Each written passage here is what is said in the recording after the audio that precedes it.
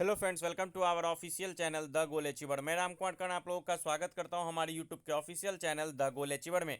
जी हां फ्रेंड्स, जैसा कि आप लोग को पता है आईबीपीएस क्लर्क की नोटिफिकेशन आउट हो चुकी है और लगभग 6000 के आसपास आपको वैकेंसीज रिलीज की गई है, जो डेफिनेटली बढ़कर लगभग 12,000 टू 13,000 तक। ये जब फाइनल वैकेंसीज आपको फाइनल रिजल्ट डिक्लेयर किया जाएगा तब आप देखोगे कि ये वैकेंसीज बढ़कर 12,000 टू 13,000 के आसपास चली जाएगी। क्योंकि आप प्रीवियस जितने भी ट्रेंड प्रीवियस ईयर जितने भी एग्जाम्स हुए हैं, नोटिफिकेशन सबसे पहले जब भी रिलीज किया जाता है तो वहाँ पे नंबर ऑफ वैकेंसीज कम होती है।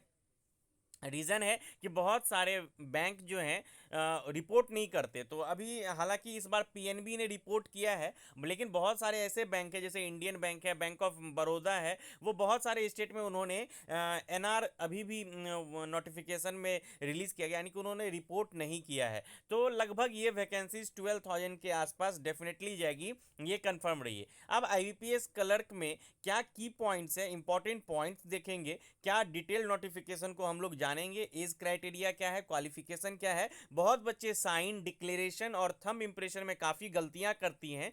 तो मैं रिक्वेस्ट करूंगा कि आप फॉर्म फिल करने से पहले इस वीडियो को जरूर देखें और पूरे डिटेल में मैं इसमें समझाऊंगा कि आपको कैसे फॉर्म फिल करना है और कहाँ बच्चे लगातार गलतियां करते हैं, उसको आपको नहीं दोहराना है। क्योंकि एक हैवी अमाउंट आपको पे करनी होती है और बाद में एडिट और मॉडिफिकेशन पेमेंट के बाद नहीं उसके ऑप्शंस दिए जाते हैं और बहुत फिर दोबारा फॉर्म भरने में फिर आपको 850 रुपीज़ लगेंगे, जो हैवी अमाउंट हो जाते हैं किसी भी बच्चे के लिए स्टूडेंट लाइफ में। तो आप इस वीडियो को डिटेल में देखिए। मैं डिटेल में आपको इस वीडियो में बताऊंगा कि आप लोग को सबसे पहले मैं बताऊंगा कि डिटेल नोटिफिकेशन में जो इंपॉर्टेंट पॉइंट्स हैं उसको पहले देखते हैं। सबसे पहले मैं बता दूं कि इसका जो रजिस्ट्रेशन है 1 जुलाई से 21 जुलाई तक चलेगी, यानी कि कल से ये रजिस्ट्रेशन स्टार्ट हो जाएगी। लेकिन मेरा रिक्वेस्ट है कि आप फरवरी में इस फॉर्म को फिल ना करें, सबसे पहले कुछ दिन रुक जाएं। मिनिमम 10 डेज तो आप रुकें, उसके बाद ही आप इस फॉर्म को फिल करें। अभी अच्छी खासी टाइम है, तो अभी हड़बड़ाना नहीं है। क्योंकि बहुत सारी मॉडिफिकेशन और नोटिफिकेशन में की जाती हैं, पिछले बार बहुत सारी मॉडिफिकेशन की गई थी, तो इसलिए हम लोगों को अभी जल्दबाजी नहीं करनी है, थोड़ा वेट करना है। अब बात करते हैं पेमेंट भी आप 1 जुलाई से 21 जुलाई तक कर सकते हो। अब कुछ लोग प्री एग्ज़ाम ट्रेनिंग, जो कि SC ST कैंडिडेट के लिए ही करवाया जाता है। अगर आपको फर्स्ट टाइम एग्ज़ाम दे रहे हो तो आप पीईटी के लिए भी आप वहाँ पे ऑप्शन क्लिक कर सकते हो और फिर आपके एडमिट कार्ड जनरेट करवाए जाएंगे। और एग्ज़ाम से पहले आप लोगों को पूरा ट्रेनिंग एग्ज़ाम कैसे देना है, कैसे मार्क रिव्यू करना है, सारे प्रोसेस उसमें बताए जाएंगे। ये सिर्फ SC ST कैंडिडेट्स के लिए ही अवेलेबल है। दूसरी बात कि आपके जो एग्ज़ाम्स हैं उसकी जो प्रीलिम्स के जो एग्ज़ाम्स होंगे उसके कॉल लेटर आप अगस्त में अवेलेबल हो जाएंगे। और इसके एग्ज़ाम प्रीलिम्स के सितंबर में शेड्यूल्ड है। मेरे अकॉर्डिंग 3 सितंबर एक डेट आ रही है, 3 सितंबर से आईबीपीएस क्लर्क के प्री के एग्ज़ाम्स आपको कंडक्ट करवाए जाएंगे। डेट के रिगार्डिंग मैं स्पेशल वीडियोज़ आप लोगों के लिए बना दूंगा। रिजल्ट आपको प्रीलिम्स के सितंबर लास्ट या अक्टूबर फर्स्ट वीक में देखने को मिलेंगे और इसके जो मेंस हैं ये अक्टूबर लास्ट तक आपको देखने को मिल जाएंगे। मेंस के एग्जाम जो है आईबीपीएस क्लर्क की, ये अक्टूबर लास्ट में कंडक्ट करवाए जाएंगे। और इसका जो प्रोविजनल अलॉटमेंट यानी कि फाइनल अलॉटमेंट जो है, फाइनल रिजल्ट 1 अप्रैल 2023 को दिया जाएगा। इस बार काफ़ी टाइम गैप रखा गया है रिजल्ट में, लगभग 6 मंथ का। तो ये थोड़ा सा नाइंसाफ़ी है, इनको दे देना चाहिए था रिजल्ट पहले ही, चूँकि बाद में प्रोसेस अप्रैल के बाद ये ज्वाइन करवाते हैं। एक्चुअली आईबीपीएस जो है ना, ये फाइनेंशियल ईयर के अकॉर्डिंग काम करती है। तो ये जो अभी नोटिफिकेशन दिख रहा है ये 2023-24 के फाइनेंशियल ईयर के लिए है। तो इसलिए इनका जो रिजल्ट है 1 अप्रैल 2023 को आएगा। नेक्स्ट, सबसे इंपॉर्टेंट पॉइंट की एज क्राइटेरिया। मिनिमम आपकी अगर 20 ईयर्स एज है तो आप इस फॉर्म को फिल कर सकते हो, और मैक्सिमम एज अगर आप 28 है तो आप इस फॉर्म को फिल कर सकते हो। लेकिन 28 से अगर आपकी ज़्यादा होगी तो आप इस फॉर्म को फिल नहीं कर सकते। इसका कहना है कि अगर आपका डेट ऑफ बर्थ 2 जुलाई 1994 से पहले का है तो आप इस फॉर्म के लिए एलिजिबल नहीं है। अगर आपका इसके बाद है तो आप इस फॉर्म के लिए एलिजिबल हैं। और 1 जुलाई 2002 से पहले जिनका भी डेट ऑफ बर्थ है वो इस फॉर्म को फिल कर सकते हैं, उनके बाद वाला यानी कि 1 जुलाई 2002 के बाद वाला इस फॉर्म को फिल नहीं कर सकते हैं। अब जिनका एज ओवर हो गया है और अगर वो SC ST OBC कैटेगरी से बिलोंग करते हैं तो उनको एज रिलैक्सेशन दिया जाता है, SC ST को 5 ईयर्स की और ओबीसी के लिए 3 ईयर्स की, और जो पीडब्ल्यूडी कैंडिडेट्स हैं उनको 10 ईयर्स की आपको एज रिलैक्सेशन दी जाती है। अब एज रिलैक्सेशन की बात हो गई तो एज रिलैक्सेशन के लिए आपको SC ST की सर्टिफिकेट, OBC की सर्टिफिकेट चाहिए। आप इस फाइनेंशियल ईयर यानी कि 1 अप्रैल 2022 से लेकर 1 अप्रैल 2023 के बीच का आपके पास इस फाइनेंशियल ईयर का आपको कास्ट सर्टिफिकेट होना अनिवार्य है, या जो OBC है नॉन क्रीमी लेयर में आते हैं उनका जो OBC क्राइटेरिया में जो भी सर्टिफिकेट आता है वो आपके पास होना अनिवार्य है। अब दूसरी बात EWS कैंडिडेट के लिए भी मैं बात कर दूं कि उनको काफ़ी कंफ्यूजन रहता है EWS कैंडिडेट के लिए। तो EWS आपका बना हुआ होना चाहिए। आपको कैसे बनता है, तो आप सबसे पहले ब्लॉक लेवल या रेवेन्यू लेवल पर आप जाकर अप्लाई कीजिए, फिर SDO लेवल, फिर डिस्ट्रिक्ट लेवल पर आपको अप्लाई करना होता है। और EWS जो है आपका 1 अप्रैल 2022 के बाद का बना हुआ होना चाहिए और 1 अप्रैल 2023 से पहले का, यानी कि इस फाइनेंशियल ईयर का। इसमें आपको इनकम के सर्टिफिकेट भी बने होने चाहिए, कास्ट सर्टिफिकेट भी होने चाहिए और EWS की तब सर्टिफिकेट भी होनी है। मिनिमम आप SDO लेवल के अगर आप बना लेते हो तो आपको कोई प्रॉब्लम नहीं होगी।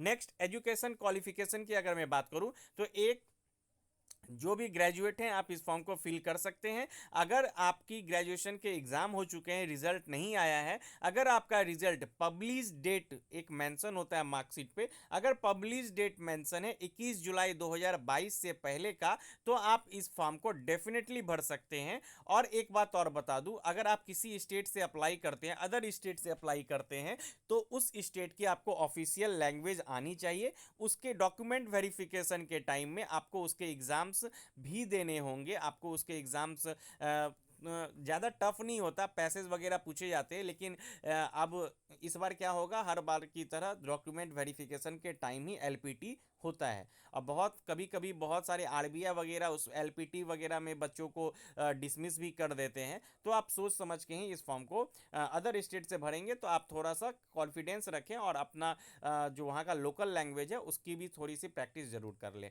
नेक्स्ट अगर मैं बात करूँ कि बहुत सारे बच्चे सिग्नेचर में गलतियां करते हैं, तो सिग्नेचर हमेशा आपका कैपिटल लेटर में नहीं होना चाहिए, ब्लॉक लेटर में नहीं होना चाहिए। आप इसका ध्यान रखें। और लेफ्ट थंब आपको इम्प्रेशन देना है और वो आप स्कैन करवा लोगे और ब्लैक इंक में होना चाहिए, ब्लैक कलर में होना चाहिए। और आप जब भी फॉर्म फिल करो, बच्चे कहाँ गलतियां करते हैं, लेफ्ट थंब इम्प्रेशन के जगह पर साइन दे देते हैं, साइन के जगह पर थंब इम्प्रेशन अपलोड कर देते हैं। तो वो अपलोड करने से के बाद आप उसको एक बार प्रीव्यू जरूर करें। आप मदर्स नेम, फादर्स नेम या जो भी फॉर्म फिल करते हो, date of birth, name, address, mail ID, इन सभी चीज़ों का ध्यान रखिए। और जब भी आप फॉर्म फिल करो तो उस फॉर्म फिल करने से पहले आप उसको प्रीव्यू करो, उसके बाद ही पेमेंट किया करो। नहीं तो अगर पेमेंट हो जाने के बाद फिर इसकी मॉडिफिकेशन की कोई संभावना नहीं रहती, आपको फिर दोबारा फॉर्म फिल करना पड़ता है। और दोबारा जब आप फॉर्म फिल करोगे तो प्रीवियस वाला इनवैलिड हो जाएगा और जो लेटेस्ट वाला होगा वही वैलिड माना जाएगा, और फिर आपको फिर 850 रुपीज़ पे करने होंगे। और मैं बता दूं कि यहाँ डिक्लेरेशन में भी बहुत बच्चे गलती करते हैं कि IBPS के फॉर्म फिलअप में वो SBI वाला डिक्लेरेशन डाल देते हैं। तो आपको डिक्लेरेशन इस फॉर्मेट में डालना है। जैसे मेरा नाम राम कुमार हुआ तो I Ram Kumar hereby declare that all the information submitted by me in the application form is correct, true and valid. I will present the supporting documents as and when required.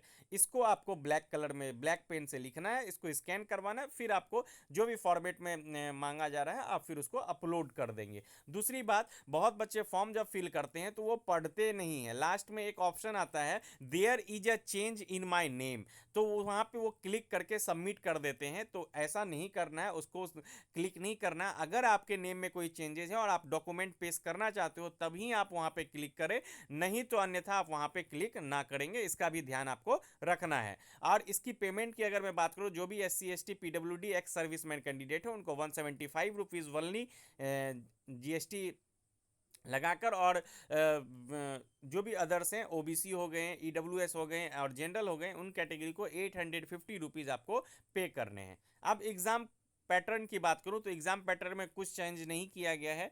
English 30 questions 30 marks के आपको पूछे जाएंगे। Numerical ability 35 question 35 marks. Reasoning ability 35 question 35 marks. Total questions 100 होंगे और 100 maximum marks होगा। और सभी आपको सभी एग्जाम्स के लिए, सभी टेस्ट के लिए, सॉरी सेक्शन के लिए अलग अलग सेपरेट टाइम 20-20 मिनट्स का दिया जाएगा। ऐसा प्रीवियस एग्जाम्स में भी दिया जाता है। अगर मैं मेंस की बात करूं तो यहाँ पे 4 subject general awareness, general and financial awareness के 50 क्वेश्चन के लिए 50 मार्क्स दिए जाएंगे और 35 मिनट्स इसमें सेक्शनल दिया जाएगा। जनरल इंग्लिश के लिए, जो कि सिर्फ इंग्लिश लैंग्वेज में होगा, 40 क्वेश्चंस और मैक्सिमम 40 मार्क्स इसमें दिए जाएंगे और 35 मिनट्स की यहाँ पे भी टाइम स्लॉट दिया जाएगा। Reasoning ability and computer aptitude, इसमें मैक्सिमम रीजनिंग ही रहता है। कंप्यूटर के एक दो ही क्वेश्चंस देखने को मिले, आजकल तो नहीं ही मिलते हैं। तो 50 क्वेश्चंस के लिए 60 मार्क्स, यहाँ पे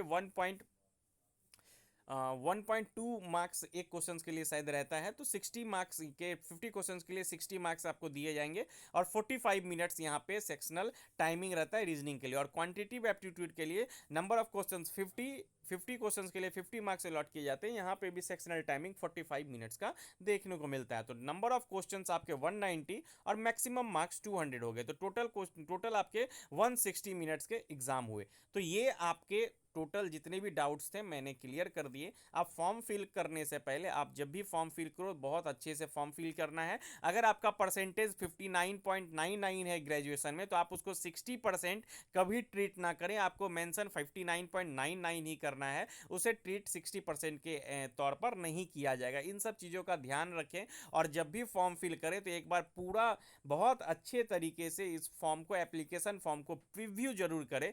प्रीव्यू करने के बाद ही सबमिट करके फिर पेमेंट ऑप्शन पे जाएं। इससे क्या होगा कि आपकी गलतियां कम होगी और अच्छे ढंग से आपको हर एक स्टांजा आपको देखना है। अगर फॉर्म फिल करने के वक्त आपको अगर कोई भी डाउट लगे तो आप मुझे ज़रूर कमेंट करें। कमेंट करके आप मेल भी कर सकते हैं, और कमेंट बॉक्स में अपना कमेंट ड्रॉप करें। आई होप आपको सारे क्वेश्चंस, सारे डाउट्स क्लियर हो गए हों। और मैं बताना चाहूँगा, साइन, डिक्लेरेशन और थंब के लिए ब्लैक इंक का आप यूज़ करें और लेफ्ट थंब का ही यूज़ करना है। तो आई होप आप लोगों के सारे डाउट क्लियर हो गए होंगे।